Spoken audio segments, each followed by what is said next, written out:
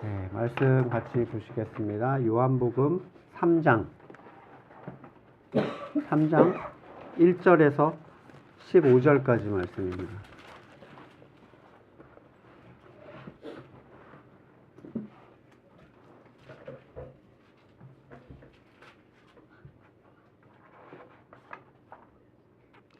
(3장) 1절에서 15절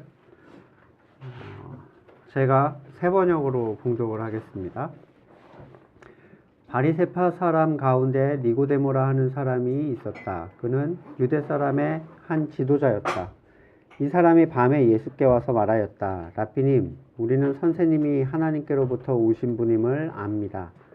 하나님께서 함께 하지 않으시면 선생님께서 행하시는 그런 표징들을 아무도 행할 수 없습니다. 예수께서 그에게 말씀하셨다. 내가 진정으로 너에게 말한다. 누구든지 다신하지 않으면 하나님의 나라를 볼 수 없다. 니고데모가 예수께 말하였다. 사람이 늙었는데 그가 어떻게 태어날 수 있겠습니까? 어머니 뱃속에 다시 들어갔다가 태어날 수야 없지 않습니까? 예수께서 대답하셨다. 내가 진정으로 너에게 말한다. 누구든지 물과 성령으로 나지 아니하면 하나님의 나라에 들어갈 수 없다. 육에서 난 것은 육이요 영에서 난 것은 영이다. 너희가 다시 태어나야 한다고 내가 말한 것을 너는 이상히 여기지 말아라. 바람은 불고 싶은 대로 분다. 너는 그 소리는 듣지만 어디서 와서 어디로 가는지 모른다. 성령으로 태어난 사람은 다 이와 같다.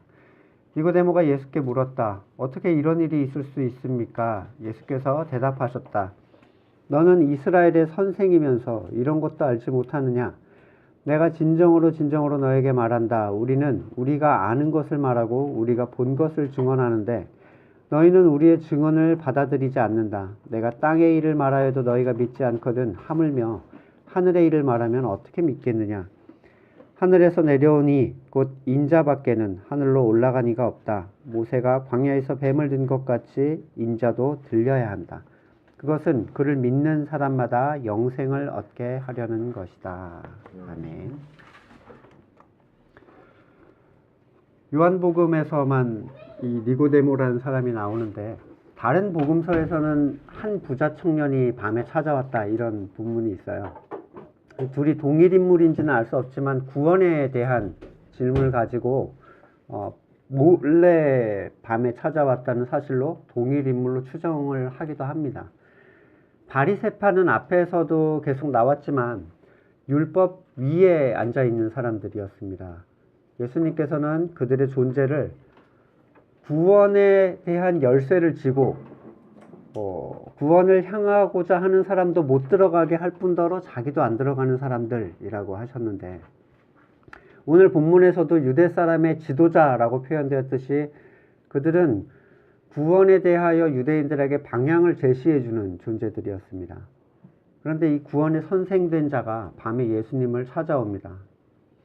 자신이 예수님을 찾았다는 사실을 타인들이 알지 못하게 찾아온 거죠. 숨기고 싶은 거예요. 자신이 구원을 가르치고 있지만 정작 자신은 구원을 모르고 있다는 사실을 드러내고 싶지 않은 겁니다. 그래서 예수님이 하나님으로부터 온 분임을 그분의 사역을 통해서 분명히 이 사람은 발견했어요. 예수님의 사역에서 단순히 기적을 본 게 아니라 표적을 본 거죠. 구세주 되심을 보고 구원을 위해서 찾아옵니다. 이 사람이 주님께 구원에 대해서 한마디도 얘기하지 않았지만 예수님은 이 사람이 구원 때문에 찾아왔다는 걸 알고 계셨습니다. 하나님의 나라에 들어가고 싶어 했어요. 그러나 자신이 행해왔던 바리새인들의 일은 구원과 상관이 없다는 것을 본인 스스로 잘 알고 있었습니다. 율법의 행위를 칼같이 지킬 뿐더러 그 행위를 더 잘 지키기 위해서 추가 항목을 만들어내서 지키게 하는 것들. 그러나 정작 율법의 본질인 하나님 사랑과 이웃 사랑이 없는, 가치 없는 일들이었죠. 그런 종류의 일로 그는 자신의 구원을 확증할 수가 없었기 때문에 예수님의 사역 속에서 역사하시는 하나님의 손길을 보고 예수님께 다가온 겁니다. 어떻게 하면 그 나라에 들어갈 수가 있는가. 마치 우리가 교회에서 시키는 일들을 잔뜩 했는데 저는 너무 많이 봤어요. 그 돌아가는 뒷모습이 너무 지쳐있는 분들의 모습. 거기에서 어떠한 신앙적인 체험이나 만족이나 기쁨도 얻지 못하고 그냥 그 일을 행하고 가는 것. 주일에 얼마나 많은 교사들이 수고를 합니까? 전에 있던 교회는 교사만 열 몇 명이에요. 저희 부서 교사만 열 몇 명이니까 각 부서를 합치면 한 교회 5분의 1은 교사죠. 예. 근데 그 일을 그렇게 아침부터 저녁까지 하고 소위 구원의 선생이라고 말하지만 정작 자기는 성경의 무지예요. 구원에 대해서 불안해하는 사람들이 너무나도 많은 것과 비슷합니다. 가르친다고는 하지만 사실 어떻게 나가야 될지 잘 모르겠다. 주님은 질문도 받지 않고 대답을 시작하십니다. 진정으로 지금 이걸 이 본문에서 3번이나 얘기를 하세요.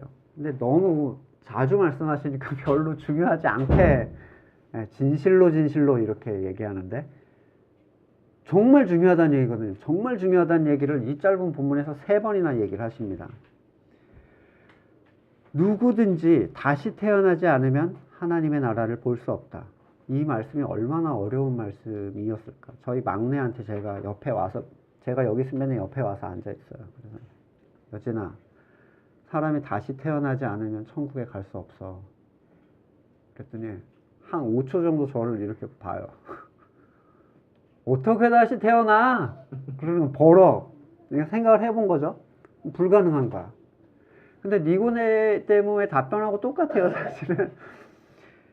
거듭남에 대한 주님의 말씀은 거듭나지 못한 사람이라면 신학 박사든 유치원생이든 똑같은 반응입니다. 그게 무슨 얘기를 하는지 이해할 수가 없습니다. 체험도 이해도 없잖아요. 거듭나지 않은 사람은 거기에 대한. 그러니까 사람이 뭘 이해하려면 거기에 대한 체험, 최소한의 지식이 있어야 되는데 거듭남에 있어서는 체험과 이해가 어느 정도 전제된다는 건 불가능해요. 그러니까 거듭나면 난 거고 아니면 아닌 거지 살짝 거듭났다라는 건 있을 수 없습니다. 결국에 완전 무지하든지 완전히 알 수 있든지 둘 중에 하나입니다. 세상은 거듭남에 대해서 정말 쉽게 얘기합니다. 사람이 만든 교회, 거기에 들어오는 자들이 세례 예식을 행했다는 이유로 우리는 다 구원받은 자요 주님의 자녀들이다. 이 전제로 설교를 합니다. 이 예배당에 들어온 사람 전체를 하나님의 자녀라는 전제로 설교를 하는 거예요. 아직 죄가 뭔지 알기도 전에, 그리고 죄인됨을 고백하기도 전에 우리는 구원받은 자요 하나님의 백성이란 얘기를 들으니까 이 사람들의 신앙생활이라는 것이 무엇을 하는 신앙생활이겠습니까? 과연 건물교회에 들어와 있는 성도라는 이름을 가진 사람들이 이 거듭남에 대해서 무엇을 알고 있겠는가? 비참한 현실은 자신들이 구원에 대해서 알고 있다고 스스로 확신하고 있다는 사실입니다. 인지편향이라는 게 있어요. 인지편향. 뭐냐면 사람이 상황에 대해서 비논리적인 추론을 통해 잘못된 판단을 내리는 어떠한 패턴들을 얘기하는데 복잡한 얘기죠. 그 중에 더닝크루거 이펙트라는 게 있어요. 제가 인터넷을 보다가 참 재밌는 걸 하나 발견했는데 이 내용이 뭐냐면 능력이 없는 사람이 잘못된 결정을 내려서 잘못된 결론에 도달을 했잖아요. 근데 능력이 없기 때문에 그 실수를 자기가 알아차리지를 못하는 거예요. 결론을 내긴 했는데 이게 잘못됐다라는 걸 도출할 능력이 자기한테 없는 거죠. 그로 인해서 능력이 없는 사람이 환영적인 우월감을 갖게 돼. 이 무슨 얘기냐면 제가 그래프를 하나 그려드릴게요. 재밌는 그래프인데 이쪽이 자신감이에요. 여기는 자신감이 제로죠. 이쪽은 소위 지혜라고 표현이 되는데 경험에서 나오는 지식을 얘기해요. 배운 지식이 아니라 경험에서 나온 지식. 근데 이 그래프가 자신감의 그래프가 어떻게 되냐면 급상승을 했다가 탁 떨어져요. 그래서 이렇게 올라갑니다. 그래서 보통 여기를 소위 뭐 전문가라고 얘기를 해요. 엄마 가방 어디 있어? 보시면 알겠죠?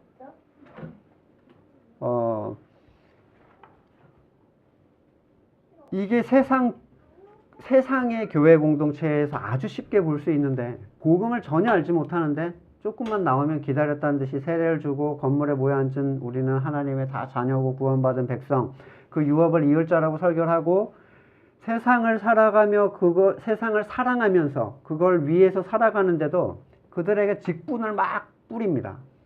그러면 그 교회 일을 처리하고 있다는 이유로 그들은 주님의 헌신된 일꾼이요, 뭐 이렇게 저렇게 얘기를 하는 이유는 복음을 알지 못함으로써 막 뿌려대는 자신감이라는 거예요. 결국에 자신이 무지하지 못하기 때문에 그렇게 막 뿌려대고 있는 거예요. 모르면 모를수록 자신감이 높아집니다. 모르면 모를수록. 이런 제로 단계의 사람들에서 살짝 아는 사람들 있잖아요. 정말 뭐냐면 복음은 모르는데 아는 것으로 인정해주고 이런저런 것들을 갖춰주니까 이제는 내가 무엇인가 해야 된다라고 생각하는 거예요. 왜 교회에서 성경을 알지 못하는 사람들이 자기 멋대로 무엇인가 막 추진하고 있는가? 이런 현상입니다. 여러분 컴퓨터를 혹시 잘 아세요? 뭐 아시는 분도 계시겠지만 막 안 들어오면 뜯어가지고 막 열어보고 뜯어보고 이러시는 분은 없죠? 왜요? 잘 모르니까. 외과 수술을 여러분이 모르면 뇌 수술을 하는데 여러분이 막 뚜껑 열어보고 아무 혈관이나 잘라보고 이러지 않을 거 아니에요. 손도 못 대겠죠. 하나님의 일은 마음대로 합니다. 왜? 자신감이 극에 달했어요. 나는 하나님의 일을 할 수 있어. 그 자신감의 근본은 어디 있습니까? 영적인 무지로부터 옵니다. 이러한 더닝크루거 효과 말고도 인지 편향에 대한 여러 가지 그 증상들이 있는데, 재밌는 것만 조금 소개를 해드리면 기준점 편향 효과라는 게 있는데, 처음 접하는 정보에 지나치게 좌우되는 거예요. 예를 들면 처음 신앙을 어떻게 배우느냐에 따라서 죽을 때까지 그 신앙이 가져가집니다. 기복신앙으로 시작한 사람은 거의 끝까지 기복으로 가요. 기복으로 시작해서 영적 단계로 올라간다 이런 건 없어요. 그냥 기복은 기복인 거예요. 편승 효과라는 건 어떤 사람이 특정한 신념을 받아들일 가능성은 그 신념을 가진 사람의 수가 많으면 많을수록 증가한다는 거예요.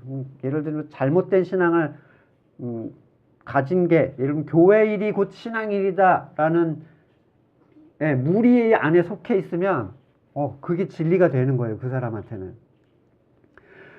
주방일 하거나 또 안내를 서거나 주차 정리를 하고 나면 내가 할 하나님의 일을 다 했다, 이렇게 그냥 결론을 쉽게 내리는 거죠. 또 확증 편향이라는 게 있습니다. 자기가 기존에 가지고 있던 생각을 강화시켜주는 정보만 들으려고 하는 거예요. 그러니까 기복신앙이나 교회 프로그램이 어떻게 잘 진행되는가에 몰입하는 사람들, 정보의 수집이 다 그쪽으로 초점이 맞춰집니다.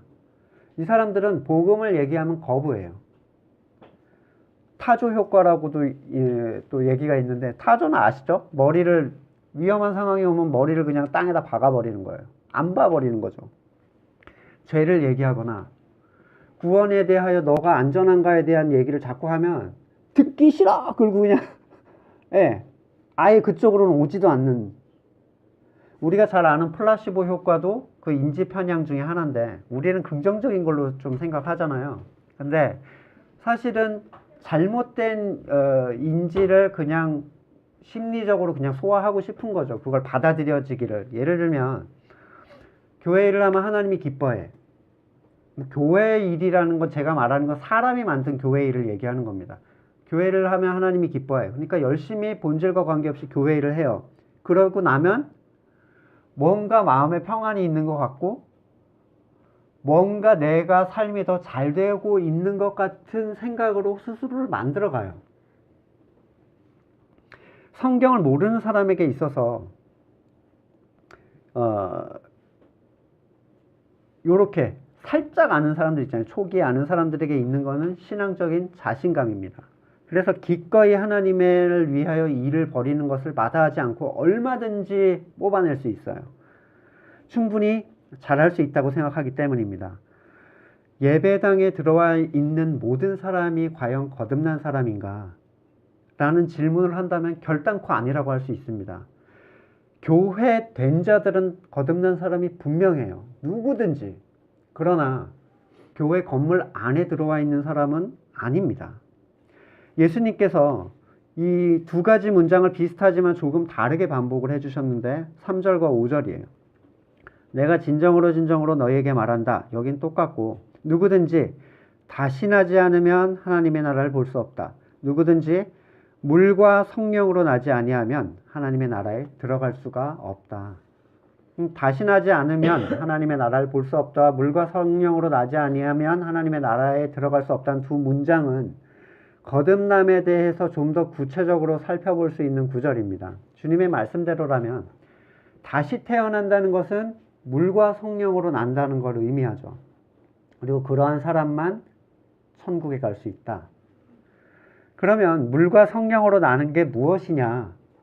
라는 질문이 던져질 건데 그 전에 우리가 짚고 넘어가야 되는 분명한 사실이 있습니다. 주님께서 지금 말씀하시는 거는 거듭나는 방법을 얘기하시는 게 아니에요. 주님이 모든 사람을 구원하셨는가? 이렇게 생각하는 사람이 있어요. 모든 사람을 다 구원했다. 모든 사람의 죄를 주님이 다 용서해 줬대요. 다만 그 용서를 그가 받아들이면 구원을 받는 거고, 주님의 십자가의 능력을 인정하고 받아들이면 구원을 받는 거고 안 받아들이면 구원을 못 받는 거기 때문에 구원을 받는 건 자기 탓이라는 거예요. 성경을 완전히 왜곡 이해하지 못하는 사람입니다. 뒤에도 나오잖아요. 이렇게 얘기합니다.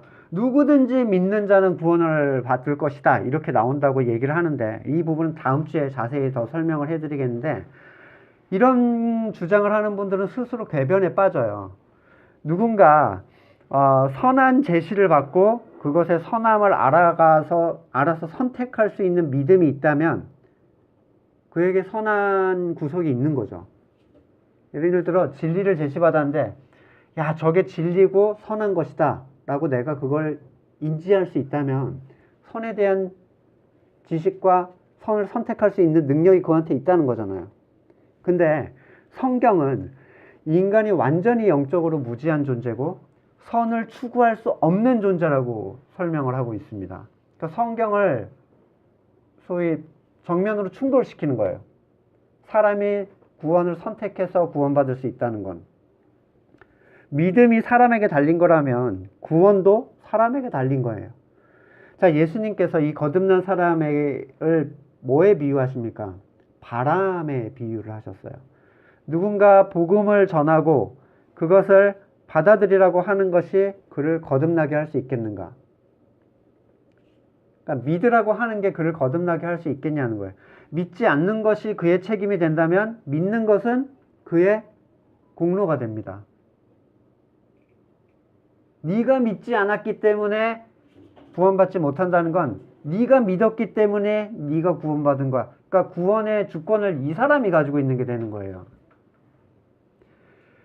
누가 바람을 의도할 수가 있습니까? 불어오게. 누가 불어오는 바람을 피할 수가 있습니까? 하나님이 누군가를 구원하시기로 작정하신 것, 그리고 그에게 생명을 주어서 하나님을 믿고 찾도록 깨우시는 것, 그게 거듭남입니다. 지금 주님께서 하시는 말씀은 모든 사람을 구원하실 것이 아님을 분명하게 얘기를 하십니다. 그것은 온전히 하나님의 주권이고 사람이 노력하거나 그 조건을 성취할 수 없다는 걸 보여주세요. 근데 어거지로 구원을 추구하는 사람들이 있습니다. 그 구원의 바람을 일으키려고 하는 사람들이 있어요. 그들은 주님의 의도와 달리 구원의 조건을 물 세례와 성령 세례로 이해를 합니다. 그러니까 주님은 이거와 이것이 구비되면 구원받을 수 있어라고 얘기한 게 아닌데 이 사람들은 그걸 의도해요. 그렇게 이해하는 거죠, 본문을. 그래서 회개하지 않은 사람들한테 세례를 베풀어요. 조건을 만족시키기 위해서. 그리고 이렇게 얘기합니다. 그 사람들한테 고린도전서 12장 3절에 얘기를 합니다. 그러므로 내가 너희에게 알리노니 하나님의 영으로 말하는 자는 누구든지 예수를 저주할 자라 하지 않고 또 성령으로 아니하고는 누구든지 예수를 주시라 할 수 없느니라. 그러니까 지극히 세속적인 마음으로 사람이 만든 교회에 들어와서 하나님을 네가 예수를 주라고 하는 것은 너에게 성령이 있기 때문이라고 지금 이 본문이 얘기한다는 거예요. 그렇죠? 세례는 받았지. 예수를 주라고 하니까 성령도 받았지. 성령 세례도 받은 거예요. 그러니까 우리는 모두 구원받은 하나님의 자녀야. 이렇게 결론을 내리는 겁니다. 이런 무식한 결론이죠. 이런 무지에서 오는 자신감으로 그냥 선언을 해주는 거예요.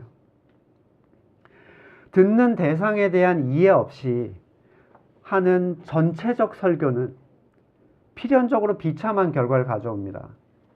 그게 정말로 구원받은 사람에게 하는 설교라면은 의미가 있죠. 근데 구원받지 못한 사람이 우리는 다 주님의 자녀라는 설교를 계속 들으면 착각하기 시작하는 거예요. 예수를 주라 시인한다는 것, 그게 입으로 얘기를 하는 걸 뜻하겠는가? 아니면 자신의 전 삶을 걸고 그렇게 인정하는 삶의 방향성의 변화를 전제로 하는 얘기겠는가? 당연히 후자 아니겠습니까? 초대교회에서 예수를 주라 시인할 때 받는 박해와 고난을 우리는 잘 알고 있습니다. 지금 우리가 교회를 온다고 해서, 교회를 다닌다고 해서, 신앙을 갖는다고 해서 한국에서 누가 박해를 합니까? 박해가 없는 곳에서 자신의 고백이 진짜 고백인지 아닌지를 발견하기는 정말 어려워요. 성경은 여러분의 믿음을 확증하라고 했습니다. 고린도후서 13장 5절에 너희는 믿음 안에 있는가? 너희 자신을 시험하고 너희 자신을 확증하라. 진짜 믿음인지 그렇게 해서 구원을 받을 수 있겠는지를 살피라는 얘기를 성경은 하고 있는데, 이 그러니까 구원에 대한 자신의 믿음을 확증하려는 어떤 행동을 이단시하는 사람들이 있어요. 그렇게 해서 구원을 받을 수 있겠는가라는 질문을 이단이라고 말하는 분도 봤는데, 이게 제가 한 얘기가 아니잖아요. 그죠? 왜 성경에서는 주여 주여 하는 자마다 천국에 가지 못할 것이다 라고 얘기를 했는지, 왜 한 달란트 받은 자는 주님의 종으로 일했던 자인데 들어가지 못했는지, 왜 미련한 5 처녀는 주님을 기다리고 있었음에도 불구하고 잔치에 들어갈 수 없었는가? 여러분의 믿음이 진짜인지 아닌지 살피는 것이 하나님이 불편한 일이겠습니까? 사탄이 불편한 일이겠습니까? 이 믿음, 내가 가지고 있는 게 진짜인지 아닌지 말씀 안에서 확인하고자 하는 것. 조금만 생각해도 그 자신의 믿음에 대한 확증을 누가 싫어할지는 뻔한 일입니다. 이 믿음을 확증한 내용이 단순하게 구원파처럼 뭐월 뭐시에 너 구원받았는지 시간을 얘기해봐라. 방언을 받았는지 안 받았는지로 너 구원을 받았는지 확증하겠다. 이런 거라면 문제죠. 그런데 성경 안에서 그걸 확증하려는 사람에게 주변에 그러한 믿음을 확증하라는 소리를 귀를 닫아라. 너는 구원받은 하나님의 자녀가 확실하니까 귀를 막아라. 이게 정말로 그를 안전하게 구원으로 이끌 거라고 생각을 합니까? 물과 성령으로 난다는 건 성령 세례를, 그러니까 물 세례, 성령 세례를 의미하는데, 물 세례가 남발되고 있는 이 시기에 과연 물 세례가 이 물 세례겠는가? 여러분이 받은 세례는 사람이 만든 틀에서 교육으로 고백된 세례입니까? 아니면 죄인됨에 대하여 철저하게 느껴서 자신의 죄에 속한 육체를 미워하고 주님의 구원하심을 간구하는 마음으로 이루어진 세례인가? 확증해야 될 거 아니에요. 그걸 확증하라는 얘기는 이단의 얘기야. 이렇게 얘기할 수가 있습니까? 저는 모월모시에 아무개 목사님한테 세례를 받은 증서가 있습니다. 그러면 주님이 너는 물 세례는 받았구나 이러시겠어요? 주님이 그 세례 증서를 보고 너는 물 세례를 받았구나 인정하시겠습니까? 예수님께서 말씀하시는 게 과연 세례 예식을 받았느냐 아니냐를 물어보시겠느냐는 거예요. 물 세례라는 것은 우리가 앞본문에서도 얘기를 했지만 성령에 의하여 광야로 끌려 나온 사람들에게만 들리는 회개의 촉구에 반응하는 사람들만이 받을 수 있는 겁니다. 이제 받을 나이가 되었다고 받은 사람들, 또는 엄마 아빠도 구별하기 이전에 받은 유아 세례, 그들에게 예수님이 너는 유아 세례를 받았으니까 물로는 다시 태어났다, 이렇게 얘기를 해주시겠습니까? 세례의 핵심은 예식이 아니라 고백입니다. 자신의 죄인됨에 대한 찢긴 심령으로 신음처럼 나오는 고백이 없는 자들의 행위적인 예식은 오히려 구원을 틀어막는 외식이 되고 쓸데없는 자신감을 높이는 잘못된 지혜가 된다는 거예요. 물러난다는 것은 세상을 위해 살아오고 자신의 뜻을 따라 살아온 자신의 삶 자체를 죽일 듯이 미워하는 겁니다. 세상을 얻기 위하여 신앙생활을 하는 사람들, 자기의 뜻을 이루기 위해 주님을 찾는 사람들은 절대로 물러 다신한 사람이 아니라고 얘기할 수 있습니다. 어떤 사람들은 제가 이런 얘기를 하면 극단적으로 치우쳤다, 또는 너무 나갔다, 이렇게 얘기하는데 이건 제가 하는 얘기가 아니라 주님께서 하시는 얘기예요.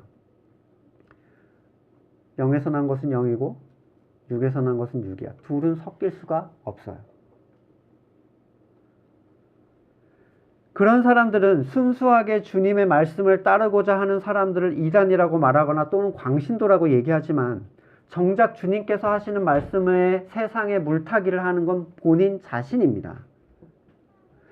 저는 주님만큼만 치우칠 수 있다면 정말 더 그렇게 치우치고 싶어요. 주님만큼만. 세상과 타협하고 세상을 추구하는 자신들의 욕구를 채워주면서 자신이 주님과 세상의 중간에서 좌로나 우로나 치우치지 않는다고 얘기하는 사람들을 바라보시는 주님의 눈빛이 어떨까를 생각해 보십시오. 성령으로 나는 건 둘째치고 물로 난 사람도 찾아보기가 힘든 시대입니다.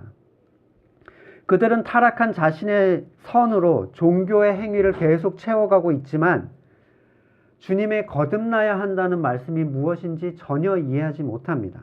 왜냐하면 이거는 거듭난 사람이 이해할 수 있는 얘기예요. 물과 성령으로 다시 태어나야 한다는 얘기는. 아무리 자기 손으로 자기를 채우고 건물된 교회에서 만들어 놓은 행사로 자신을 혹사시켜도 구원에 대한 확신이 없는 사람을 저는 너무 많이 봤습니다. 불안해해요. 왜냐하면 거긴 끝이 없거든요. 그 열심에는 끝이 없어요.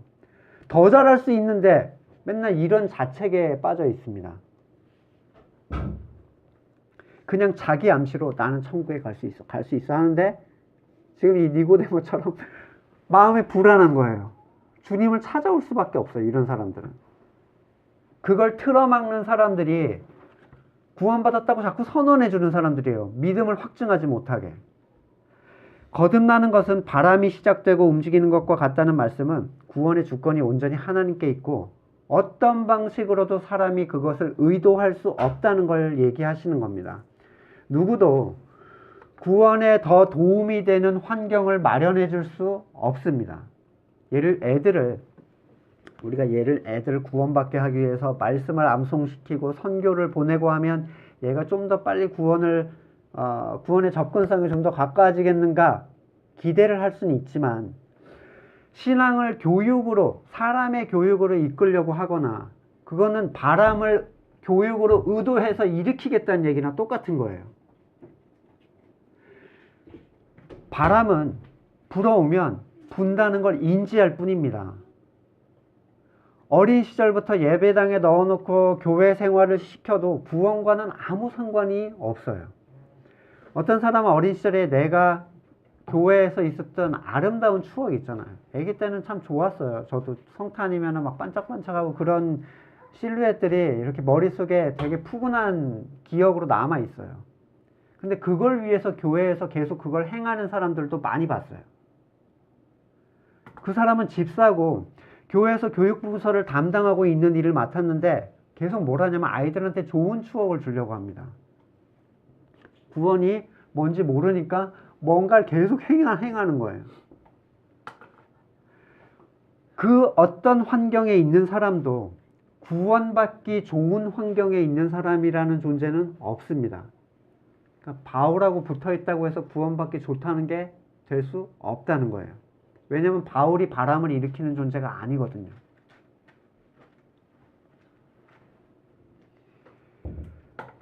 누구도 그런 환경을 만들어낼 수 없다는 이 말은 사람이 만들어 놓은 교회에서 무의미한 일을 계속 추구해야 될 이유가 없다는 걸 의미합니다. 지역사회에 칭찬받는 교회, 문화센터도 있고 많은 사람들이 찾아오는 교회, 음악회를 하고 여러 가지 대회 행사를 하면 불신자들의 구원받음에 영향을 끼칠 수 있을 것이라고 생각하는 사람들은 성령이 어떤 분인지, 거듭남이 무엇을 의미하는지 모르는 사람들입니다. 마틴 로이드 존스 목사는 그의 책 설교와 설교자에서 현수막을 걸어놓고 하는 성령 집회가 얼마나 주제넘는 행동인지를 경고합니다. 대성령 부흥 집회, 모월 모시 아무개 목사님과 함께 이렇게 붙여놓잖아요. 지금도 많이 하죠. 우리가 모월 모시에 성령 집회를 하기로 하면 성령은 그분은 그 시간에 오셔야 되는 분이라고 얘기하는 거와 다른 바가 없다는 거예요. 전혀 아닙니다. 성령은 사람의 계획에 따라 움직이시는 분이 아닙니다. 이러한 성령의 자유로우심 그리고 구원에 대한 하나님의 절대적인 주권이 아니라 사람이 그것을 의도해야 하고 사람이 그것을 좀 더 쉽게 만들 수 있다면 결국 모든 사람은 타인의 구원에 대한 책임을 자기가 져야 돼요. 더 잘할 수 있었는데 열심히 안 한 것. 여기서 자유로울 수 있는 사람이 누가 있습니까? 하나님은 모든 사람을 구원하신 게 아닙니다. 그리고 모든 사람을 구원하지는 않으실 겁니다. 예수님께서는 구원받는 사람은 극히 적다고 말씀을 하셨습니다. 예수님이 다 이뤄놓으셨는데 네가 안 믿어서 구원 못 받는 거야 라고 말한다면 반대로 구원받는 건 네가 믿어서 구원받은 거야 라고 얘기할 수밖에 없어요. 뿐만 아니라 예수님의 구원은 반쪽짜리 구원이 됩니다. 주님은 이루셨지만 네가 믿지 않아서 참 내가 너를 구할 수가 없구나 이렇게 되는 거예요. 예수님께서 누군가를 구원하실 때, 그를 거듭나게 하실 때 누군가의 도움이 필요하다고 생각을 하십니까? 바울이 거듭남을 받게 될 때 그가 믿음으로 붙잡았기 때문에 구원받은 거예요? 그냥 깨워주신 거예요. 죽은 사람이 주님의 도움에 무슨 반응을 할 수가 있겠습니까? 거듭남의 구원은 일방적입니다. 그리고 제한적입니다. 모든 사람이 죄사함을 입었다고 말하는 것은 성경을 이해하지 못하는 사람의 얘기입니다. 전 인류가 죄사함을 받았대요. 이제 그 비슷한 본문들이 있어요. 근데 나중에 설명을 드리겠습니다. 전 인류가 죄사함을 받았는데 네가 안 믿어서 있을 수 없는 일입니다. 니고데모가 이 얘기를 들었다고 해서 물 세례와 성령 세례를 의도할 수가 있었겠어요? 물론 그는 나중에 이렇게 주님의 시신을 거두는데 누구죠?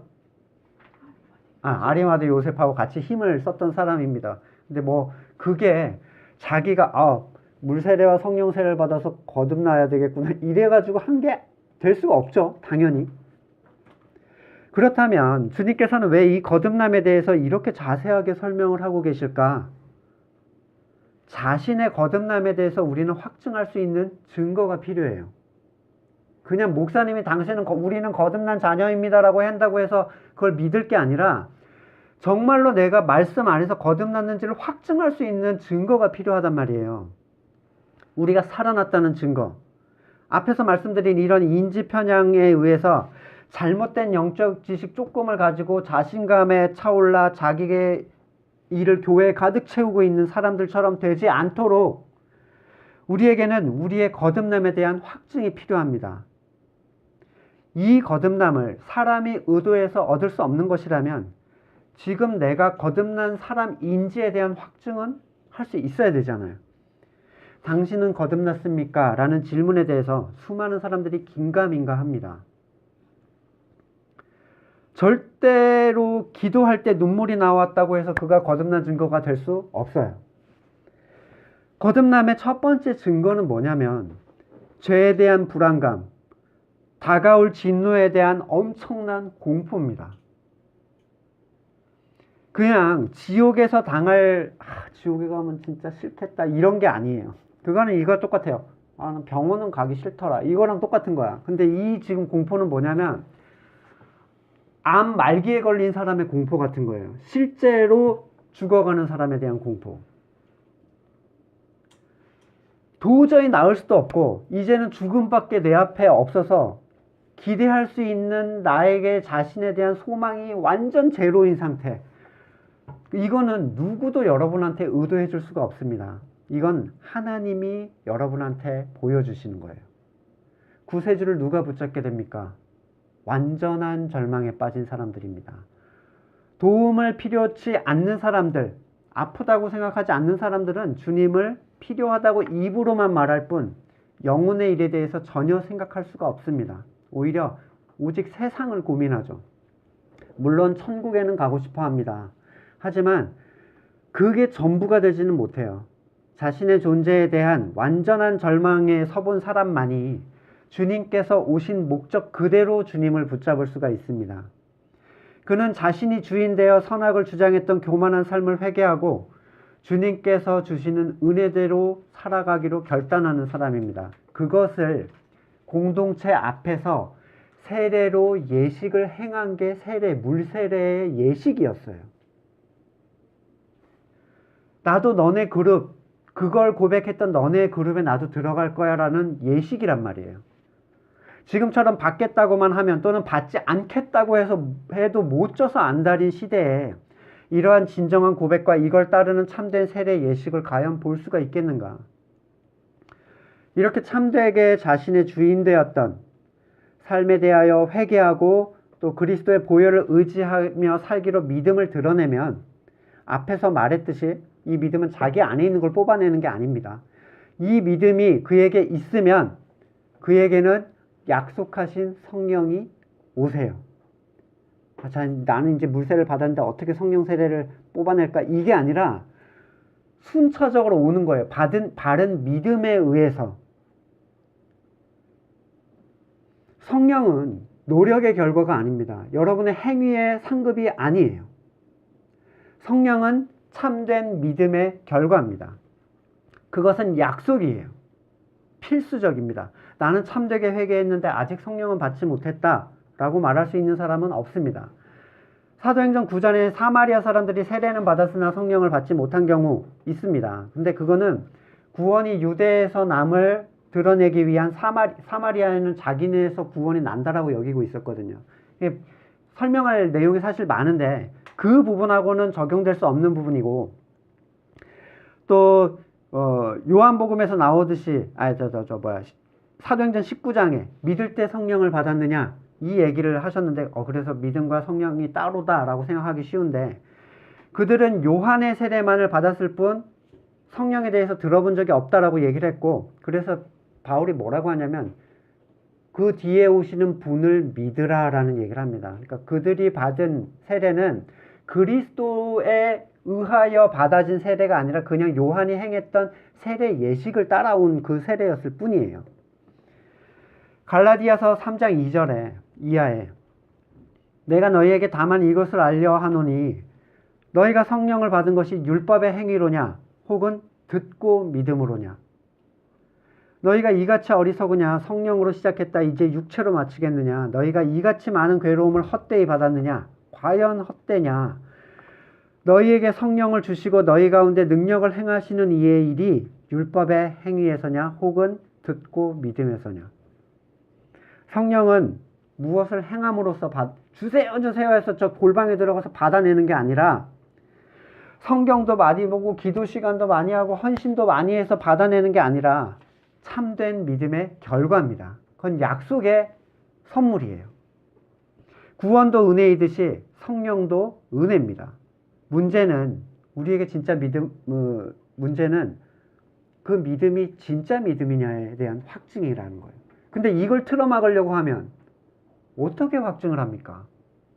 내 믿음이 진짜 믿음인지 이렇게 해서 구원받을 수 있겠는가를 고민하지 못하게 하면 어떻게 구원을 받겠어요?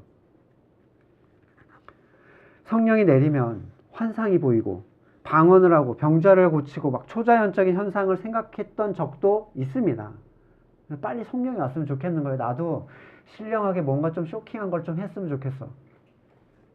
하지만 그것은 성령 시대, 이 사도행전의 내용은 성령 시대에 보여준 비유적인 표현들이에요.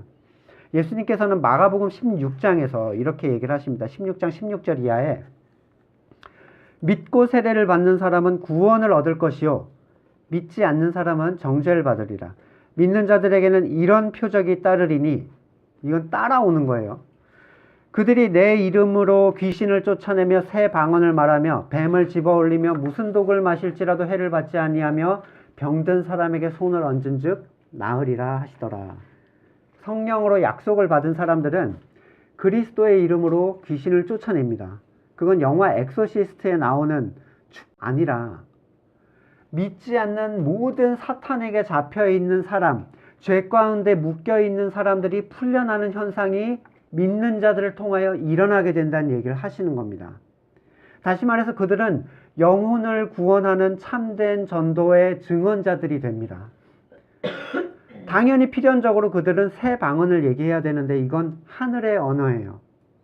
하나님과 참된 소통을 하게 되고 그들이 하는 하늘의 언어가 그들의 듣는 자들의 귀에 들리기 시작합니다. 근데 그 내용은 뭡니까? 하나님의 큰 일을 얘기하는 것. 그게 우리가 앞에서 봤던 사도행전에서 일어났었던 성령 세례의 현상들이었어요.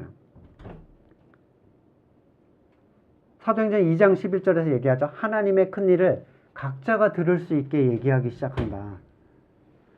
그리고 뱀을 집어 올리며 독에 면역이 되는데, 여러분 구원받은 사람도 독 마시면 죽죠. 청산가리 그라목손 먹으면 죽습니다. 그런 얘기를 하는 게 아니라 뱀은 뭘 얘기해요? 사탄. 독은 그에 대한 정죄들. 그러니까 죄로 인한 현상으로 인하여 다시 절단코 너를 다시 정죄하지 않겠다. 영향력으로부터 자유로워져요.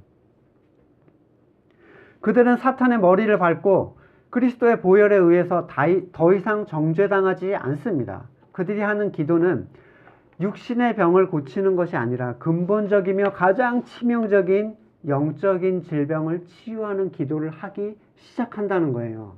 이거는 모든 믿는 사람들에게 일어나는 필연적인 현상입니다.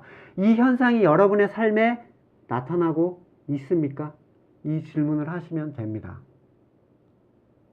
어둠에 앉았던 자들이 여러분의 복된 소식을 듣고 해방이 되고 이전에 주세요 주세요 했던 기도에서 이제는 참된 하나님과의 소통, 새 방언을 얘기하기 시작하고 또한 사람들에게 하나님의 크신 일을 말할 때 그들에게 회심의 현상이 일어나는가, 사탄의 권세를 누릴 수 있으며 육신의 나약함으로부터 발견되는 참소의 일로부터 자유로워졌는가, 그리고 담대하게 하나님 앞에 나아갈 수 있는가, 여러분의 기도를 통해서 영적으로 회복되는 놀라운 일들이 일어나고 있는가. 이게 믿는 자들이 자신이 성령으로 세례를 받았다라는 것을 확증할 수 있는 증거예요. 내가 기도했더니 우리 애가 합격하고 우리 애가 병이 낫고, 이거는요, 여러분 병 낫고 합격하는 건 사탄도 할 수 있어요. 그걸로 자기를 확증하려고 하면 안 됩니다. 누군가 참되게 믿는다면 회개하고 성령을 선물로 받게 될 것이며 이러한 삶의 변화가 자신의 눈앞에 펼쳐지는 것을 보게 될 겁니다. 예수님께서 니고데모에게 우리는 우리가 아는 것을 말하고 본 것을 증거하는데 너희는 우리의 증거를 받아들이지 않는다라고 하셨어요.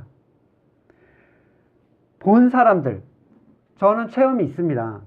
이런 것들이 제 삶에서 나타나는 걸 봤어요. 근데 이걸 얘기하잖아요. 이게 무슨 얘기인지 전혀 못 알아듣습니다. 하나님이 하시는 역사를 그들은 바라보지를 못해요. 그들에게는 교인이 몇 명이 왔냐, 얼마나 큰 프로그램이 잘 맞춰졌냐, 얼마나 사람들의 평이 좋았냐, 얼마나 헌금이 많이 거쳤냐, 이런 거예요. 아무개가 자신의 주인 되었던 삶을 내려놓고 하나님을 따르기로 시작했습니다. 이런 거 못 봐요. 아무리 얘기해도 소용이 없습니다. 본 사람들에게는 이 일이 너무 분명해요. 요한은 요한 1서에서 1장 1절에 태초에 있는 생명의 말씀에 관하여 우리가 들은 바요 눈으로 본 바요 자세히 보고 우리가 손으로 만진 바라. 너무 생생하게 얘기를 하고 있어요. 그런데 신기한 것은 하나님의 일하심을 내가 체험하고 놀라운 속죄의 은혜를 경험했는데도 이것을 듣는 모든 사람이 그것을 증거로 받아들이는 것은 아니라는 겁니다. 하나님이 깨워준 사람만, 성령의 바람이 흘러가는 사람만 그걸 받아들입니다. 이 완악한 사람들은, 요 자신감에 차 있는 사람들은 지금까지 가져온 자신의 신앙생활이라 여기던 것이 무너지는 걸 엄청 두려워해요. 자, 이게 아무것도 아니었어. 여기까지 원래 내려갑니다. 이 그래프가. 절벽으로 떨어져요. 더 이렇게 극단적으로 원래 떨어지는데, 이 사람들은 이 자기가 해왔던 것들이 무너지는 걸 굉장히 두려워해. 교회에서 밥하고 빨래하고 장 담그고 바자회하고 길거리에서 전도 쪽지 나눠주는 걸 멈추면 모든 하나님의 일이 다 멈출 거라고 생각합니다. 하지만 본 사람들이 아무리 증거해도 이 사람들이 받아들이지 않는 거예요. 그거는 오직 주님께서 광야로 불러내신 사람만 들을 수 있는 얘기입니다. 출애굽의 주권은 하나님의 주권이었어요. 우리를 구원해달라고 해서 하나님이 밖으로 끌어내신 게 아니죠. 하나님이 그냥 싹 다 끌어내신 거예요. 나올 때 문설주에 어린 양의 피를 바르고 나왔지만 주님의 십자가의 능력에 대한 실제적 체험, 다시 말하면 그들의 나약함이 회복되는 체험은 광야에서 체험되는 일이고, 이 일은 오직 광야에서 끌려 나옴을 당한 사람들에게만 주어지는 은혜입니다. 예배당 건물에 들어가 있다고 해서 스스로가 구원받은 사람이라고 생각하는 그 오류로부터 벗어날 수 있기를 정말 소망합니다. 스스로의 주인됨의 죄에 대하여 애통해야 하는 경험, 정말로 죽을 병에 걸린 사람처럼 절망에 빠져보신 적이 있습니까? 나는 정말로 선한 걸 정말로 알지 못하는 존재다. 그래서 그걸 회개하고 그러한 헛된 일을 다 내려놓고 성령 세례를 받음으로써 주님께서 말씀하신 일들이 여러분의 삶 가운데에서 조그만 싹이 되어 자라나는 것들을 바라보고 계십니까? 니고데모처럼 열심히 하나님의 일을 했다고 자부하지만 구원에 대하여 솟아오르는 이 불안감을 감출 수 없을 때 우리는 했던 모든 것들을 다 내려놓고 제로로 돌아가야 돼요. 더 들어가야 된단 말이에요. 이 지식에 대해서. 그래서 절망으로 정말 나는 구원받을 수 없는 존재구나라는 것을 하나님 안에서 신앙적인 지식과 삶을 통해서 알아갈 때, 그때야 서서히 우리는 하나님 앞에서 무엇을 할 수 있는 존재로 세워지기 시작합니다. 무지함은 지식보다 더 강한 확신을 줍니다. 정말 그래요. 너무 강력한 확신을 가지고 있어. 지금 여러분이 가지고 있는 구원, 그리고 하나님의 일이 정말로 성경에서 말하고 있는 하나님의 구원의 성취인가, 우리 스스로 말씀 안에서 돌아볼 수 있는 은혜의 시간이 되기를 간절히 소망합니다. 말씀을 놓고 제가 잠깐 기도하겠습니다. 정말 하나님에 대해서 아무것도 몰랐는데 정말로 많은 일들을 했음을 부끄럽게 생각합니다. 죄인됨을 고백하지도 못했고 나약함을 인정하지도 않았으면서 세상에서 했던 나의 일들, 나의 인간적인 노력들로 내 신앙생활을 가득히 채워왔음을 고백합니다. 지치고 힘들어서 위로받을 수도 만족할 수도 기뻐할 수도 없었지만 그래도 스스로를 위로하면서 발걸음을 돌려왔던 우리의 부족한 과거들을 주님 앞에 꺼내어 놓습니다. 우리의 무지함을 말씀 안에서 드러내 주시고 하나님 우리에게 은혜를 베풀어 주셔서 성령의 바람이 온전히 우리 안에 가득히 차기를 소망합니다. 우리는 그것을 의도할 수 없으나 하나님 낮은 마음을 우리에게 허락하여 주시고 새 영을 우리에게 허락하여 주시기를 애타는 마음으로 주님께 간구합니다. 은혜를 베풀어 주시옵소서. 지금은 우리 구주 예수 그리스도의 은혜와 하나님의 사랑과 성령의 교통하심이 물과 성령으로 거듭남으로써 자신의 삶 가운데 구원의 확증을 바라보며 하나님의 일을 기쁨으로 감당할 수 있는 참된 성도가 되기를 소망하는 주님의 자녀들 위해 이제로부터 영원까지 함께 하시기를 간절히 축원합니다. 아멘.